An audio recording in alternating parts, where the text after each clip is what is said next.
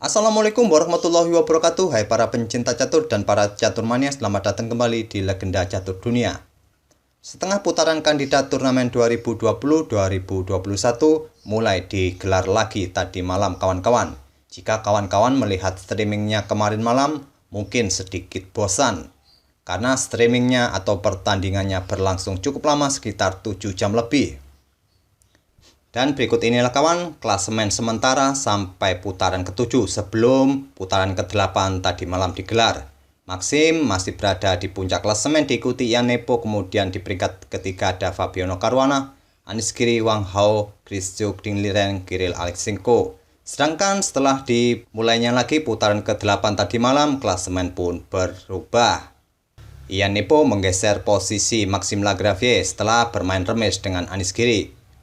Caruana pun juga berhasil naik ke peringkat kedua kawan setelah mengalahkan Maxime Lagravière. Dan jika pagi tadi admin sudah mengulas permainan Caruana versus Maxime yang cukup panjang, sekarang admin coba ulas permainan Ian Nepo versus Anish Giri yang cukup singkat, hanya dengan 28 langkah. Di mana di sini Ian Nepo memegang putih mengawali permainan dengan pion E4, dibalas Anish Giri dengan pion C5. Sicilian Defense. Kuda F3, kuda C6, pion D4, pion pukul pion, dipukul balik oleh kuda, kuda hitam F6, kuda putih C3, dan Anish Giri bermain dengan pion E5, bermain dengan variasi pelikan atau variasi Sveshnikov.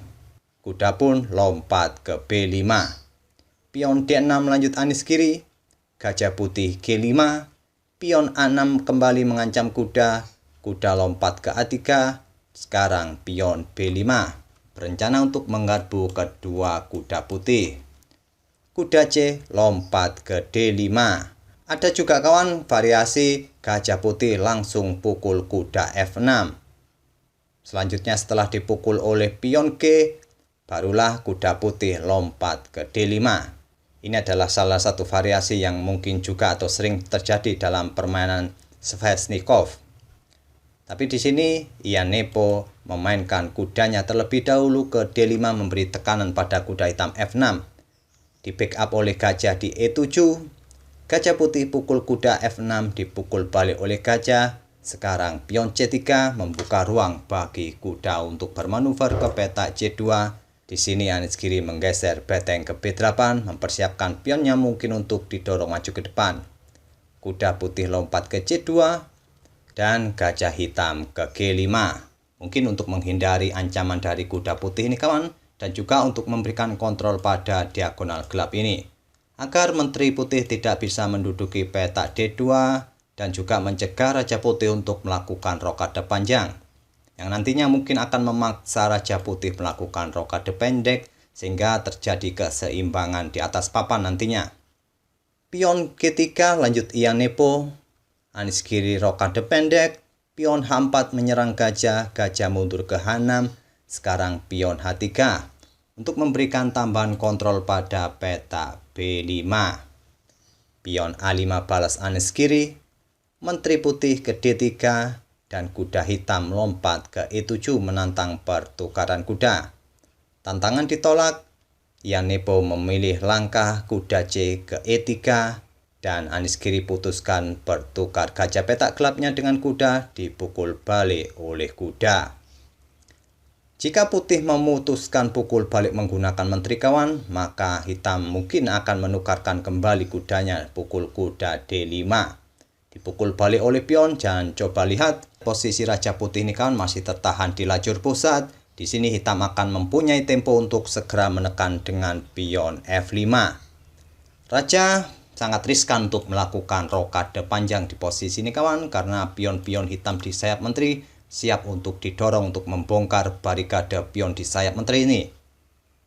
Ataupun jika nantinya raja putih akan melakukan rokade pendek, terlebih dahulu mungkin mengembangkan gajah di peta E2, tetap pion akan didorong maju ke depan. Setelah pion pukul pion, hitam akan mungkin memukul baliknya menggunakan beteng. Dan coba lihat dengan tekanan seperti ini mungkin akan sedikit menahan raja putih akan tetap di petak pusat atau di lajur pusat. Oleh karena itu, Ian Nepo memukul balik menggunakan kuda. Dan Anies Giri melanjutkan pengembangan gajah ke E6. Beteng putih digeser ke D1 mengancam pion D6, di backup oleh beteng di B6. Gajah berkembang ke H3 mengajak pertukaran gajah petak terang, ditolak oleh Anies Giri dengan memainkan gajahnya ke B3 menyerang beteng. Beteng naik ke D2, Menteri Hitam bergeser ke C7. Memberikan jalan bagi betengnya untuk bergeser mungkin ke lajur D ataupun digeser ke lajur B untuk memberikan sokongan bagi betengnya untuk segera mendorong pion maju ke petak B4. Dan akhirnya di sini di langkah ke-22-nya, Ian Nepong akhirnya memutuskan untuk rokade pendek. Beteng hitam digeser ke B8, menumpuk betengnya di lajur B, persiapan untuk mendorong pionnya untuk bertarung dengan para pion putih di sayap menteri. Beteng putih digeser ke C1, persiapan apabila hitam melanjutkan dengan langkah pion B4 setelah dipukul oleh pion A, dipukul balik oleh pion A. Pion ini akan didorong maju ke petak C4. Jadi pada posisi seperti ini, Anies Giri mengantisipasinya dengan menggeser betengnya ke C6. Gajah naik ke G4, pion H6, gajah putih ke D1 menantang pertukaran gajah petak terang. Tawaran ditolak, Anies Giri lebih memilih menarik mundur gajahnya ke E6.